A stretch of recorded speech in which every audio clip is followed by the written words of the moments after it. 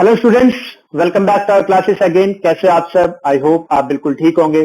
Students, आज हम करने वाले अपनी क्लास में 7.2 का क्वेश्चन नंबर 3 स्टार्ट। बिकॉज अगर हम बात करें आपके क्वेश्चन नंबर 1 और 2 की, तो बहुत ही इजी थे, जिसमें आपने कॉन्ग्रुएंट क्राइटेरिया पढ़े थे। अब यहाँ पर भी आपको क्या करना है, इस क्वेश्चन में जो आपको क्वेश्चन नंबर 3 दिखाई दे रहा है, यहाँ पर भी आपका जो काम है वही है कि क्राइटेरिया देखना है। और देखो, आप डायग्राम आपको सामने दिखाई दे रहा है, ये आपका डायग्राम आपको सामने दिखाई दे रहा है। इस डायग्राम में आपको दिया हुआ है ए पी एम और ए क्यू एम, ये दो आपके ट्रायंगल्स दिए हुए हैं। Triangle A M P and triangle A M Q, ये दोनों ही क्या है, आपके कॉन्ग्रुएंट है।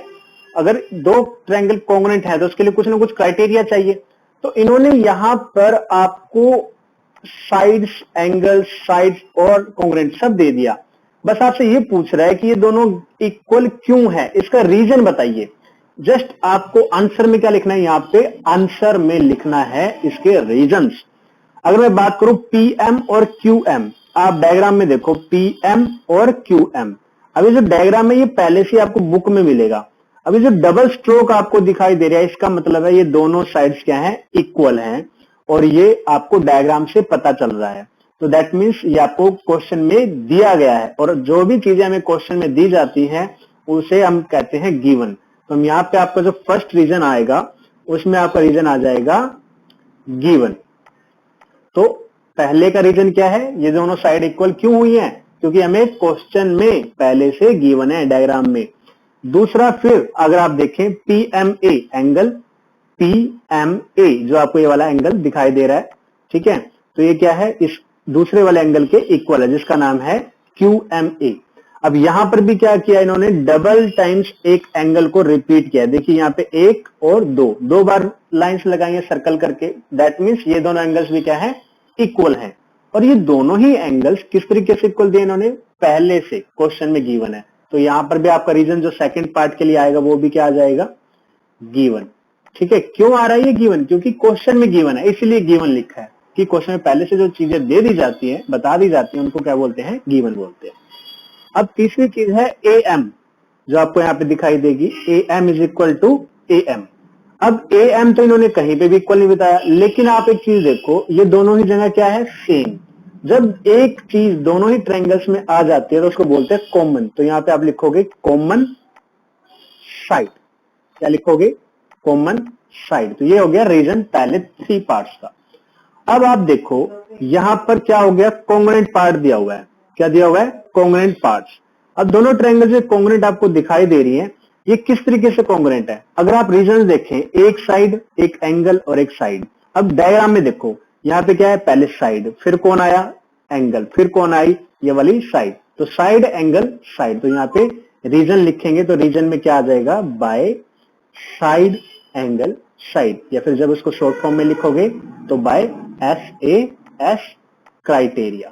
ठीक है, ये हो गया आपका आंसर। और ये आपका question number question number 3 complete हो गया। और इसी के साथ अब हम शुरू करेंगे अपना क्वेश्चन नंबर 4। ओके स्टूडेंट्स, तो शुरू करें।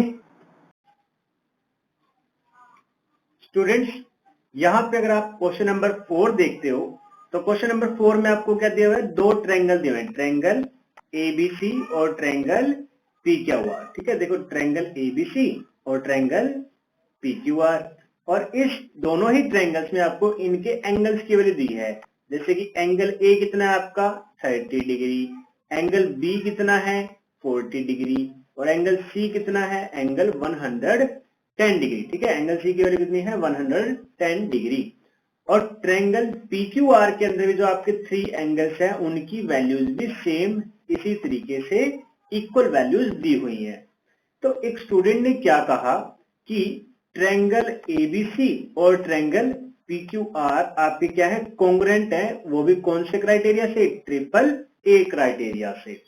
तो आपको ये बताना है कि जो उसने बताया है क्या वो ठीक है, अगर वो ठीक है तो क्यों, और अगर वो ठीक नहीं है तो क्यों नहीं है, ये भी आपको बताना पड़ेगा। ठीक है, ओके स्टूडेंट्स, तो ये चीजें आपको बतानी पड़ेंगी। अब देखो इसमें क्या है, सिंपल सी बात है कि आपके पास, अगर मैं बात करूं इसकी, तो यहाँ पे किसी भी ट्रायंगल को कॉन्ग्रुएंट प्रूफ करने के लिए आपके पास 4 क्राइटेरियाज होते हैं। और वो क्राइटेरियाज कौन कौन से होते हैं? वो क्राइटेरियाज होते हैं आपका साइड, साइड एंड साइड, और फोर्थ जो सेकंड क्राइटेरिया वो कौन सा है? साइड एंगल साइड, और एंगल साइड एंगल, और राइट एंगल हाइपोटेन्यूज साइड। ये 4 क्राइटेरियाज हैं आपके पास किसी भी दो ट्रायंगल्स को कॉन्ग्रुएंट प्रूफ करने का। लेकिन ये कौन सा क्राइटेरिया चूज किया स्टूडेंट ने? ट्रिपल ए, यानी कि एंगल्स के साथ, और ऐसा कोई भी क्राइटेरिया हमारा नहीं है। अब जो क्राइटेरिया है ही नहीं तो उसको यूज कैसे करोगे आप? उसको तो यूज नहीं कर सकते, है ना? तो उसे यूज आप नहीं कर सकते। इसी तरीके से अब हम क्या करेंगे, तो आंसर लिखेंगे no, no he is not justified. उसे ठीक नहीं कहा जा सकता, he is not justified. Okay, और क्यों नहीं कहा जा सकता? रीजन भी तो लिखना पड़ेगा। Because there is no such criteria, no such criteria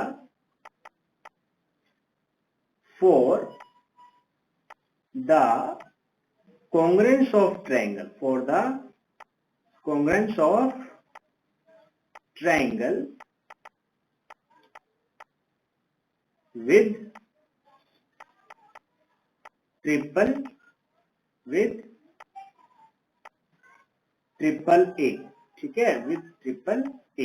तो हम क्या कह रहे हैं यहाँ पे कि आपके पास ऐसा कोई क्राइटेरिया नहीं है जो आपका ट्रिपल ए के साथ कॉन्ग्रुएंट प्रूफ करता है।